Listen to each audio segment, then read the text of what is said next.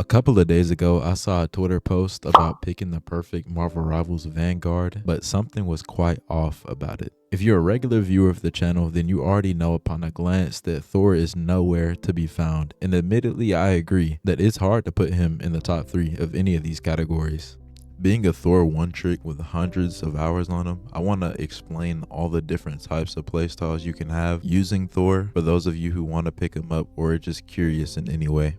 Now, Thor is more of a jack of all trades type of character, and with that comes him being pretty average at a lot of things. He's one of those heroes that can do a lot of things that don't necessarily get value on the scoreboard, but he can also be a stat farming demon if you so choose. During my time playing, I found 3 different playstyles to be most effective, and those would be flanking, brawling, and peeling. I want to kind of give some context on what those playstyles are and my thought process as to how I go about them. My favorite playstyle on Thor, and the one that I think to be absolutely most effective right now, is playing as a flanker. And I say flanker really loosely because I don't want it to be conflated with normal diving. Now, there's this notion that diving is meta and it's completely too strong, and it's even gotten to the point where NetEase buffed almost every support in a single patch. I don't know what's going on, but we are most certainly not in a hard dive meta, and there's actually never been a worse time to play dive than Season 2 of Marvel Rivals, and let me tell you why. Patch after patch, we've gotten new heroes that completely shut down divers with the press of a button, new team-ups that destroy dive with the press of a button, and now the dive targets being supports have just gotten massive buffs all in one patch. If all of that wasn't bad enough, there are now too many great heroes that slip through the bans, so heroes like the recently buffed Bucky, who was already the best anti-dive in the game, is now never banned in ranked matches. In addition to Bucky, Storm is great for anti-dive, Wolverine is great for dive tanks. The recently buffed Iron Man, Emma, Thing, Mr. Fantastic, and that's just to name a few, but you can make arguments for a few more niche heroes like Squirrel Girl and Scarlet Witch with their new team up. Diving isn't that good, and if you dive normally on Thor, you will feed, and that GM peak on your team will tell you to swap because Necros didn't rate Thor S tier. So how do we fill the role of a diver without getting absolutely obliterated in this crowd control type of brawly meta that we're in? We simply slow down. When playing flanker Thor, you want to go on their backline like normal, but instead of just walking up to them, you want to approach from an off angle to avoid any unnecessary poke before you can actually get in. Doing this will also allow you to stay in longer because if their supports aren't calming that Thor is setting up a dive on an off angle, their tanks and DPS just continue to brainlessly shoot down main, and you're just going to have a good time with them.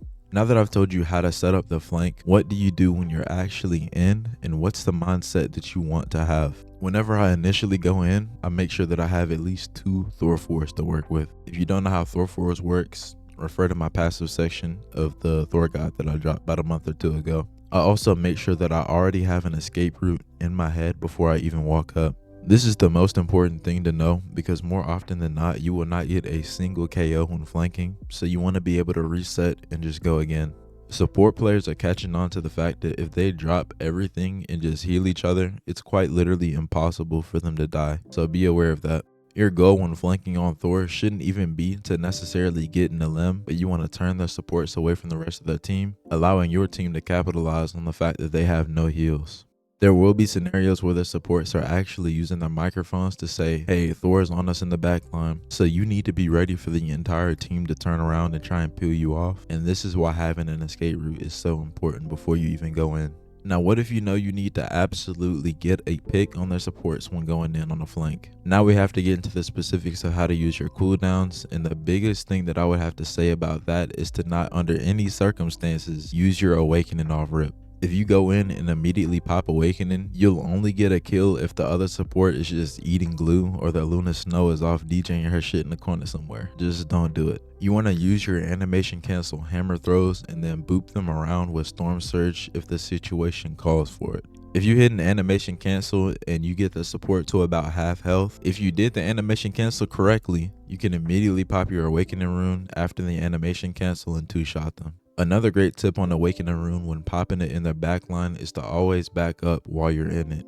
In those 7 seconds that you're in Awakening, you have absolutely no movement, so it's important that you pop it and always back up towards your escape route in case anyone turns and punishes you for overextending. Now let's get into what to do when their supports aren't pushovers or just have really good peel from their teammates. You literally just want to leave.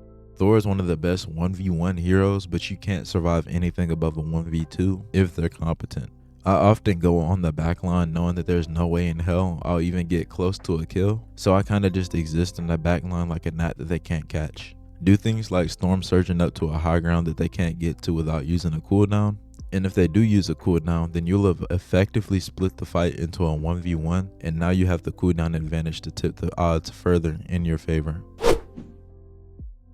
Now that we've covered how to flank on Thor, let's get into arguably his most effective playstyle, and that's brawling. Also, be sure to like the video if you learned anything so far, and pull up to the Twitch where we stream every other day at 12 p.m. CST. But let's get back into it.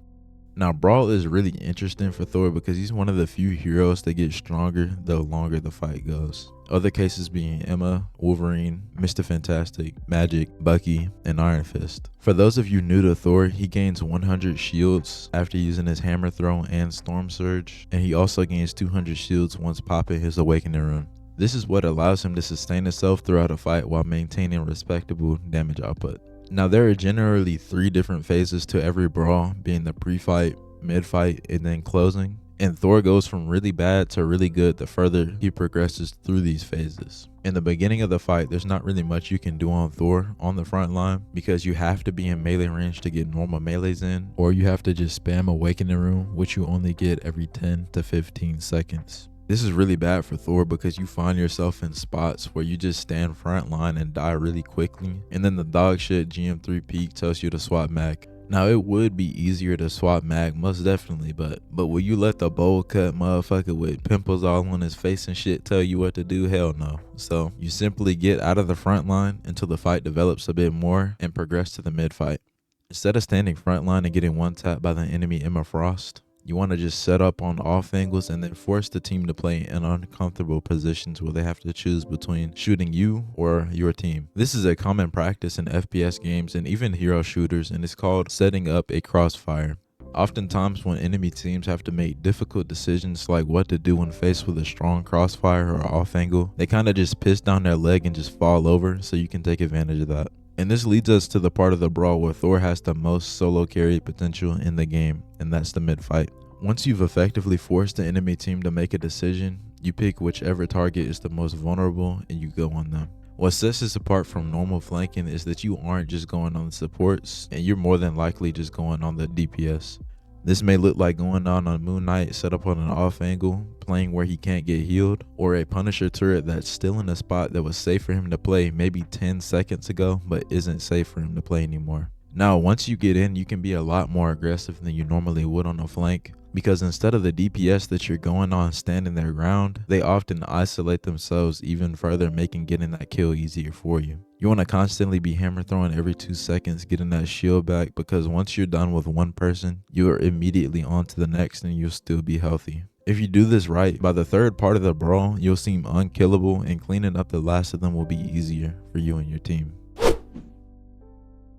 Now that we've covered flanking and brawl playstyles, let's get into my least favorite, and that's peeling. And I would consider peeling to be broken down into 2 categories, that being peeling your backline as well as shutting down off angles. Hard peeling in your backline can be really monotonous at times because it's really hard to actually punish dive as Thor. Think about your entire team getting perception blitzed by a Black Panther and a Spider-Man at the same time, as well as having to deal with a Venom as well. On heroes like Emma and Thing, you essentially just have to press a button and the dive is just shut down. But on Thor, you either have to get the full kill solo, or you have to catch someone moving at light speed with Storm Surge to slow him down. It's just not a fun time.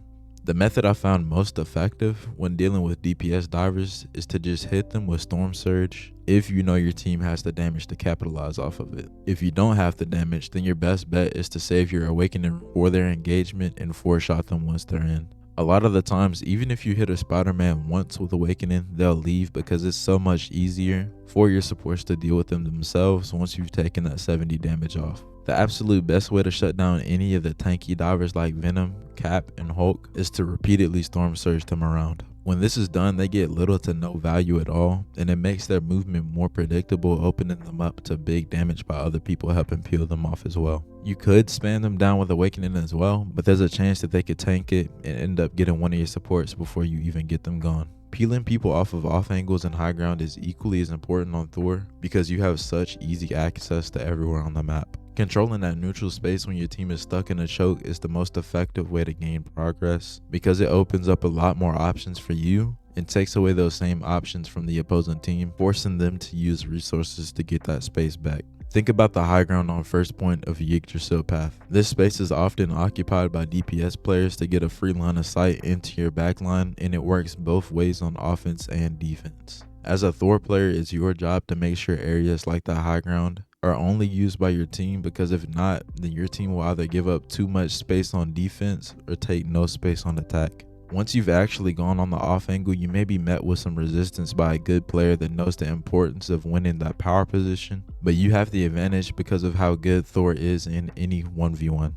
The most important tip for controlling this off angle is to not give it up for free. You want whoever is contesting the space to have to give something up, such as a major cooldown, before they can force you off of it. You never just want to give it up for free, because that gives them more options to use against your team once they already have that power position. Again, I stream every other day on Twitch, and we're quickly building one of the best communities that I personally have been a part of, and I love and thank you all for that. If you learned anything at all from this video, all I ask is that you drop a like and take care of yourself. Think good things about yourself and speak to yourself how you would speak to a friend or some shit.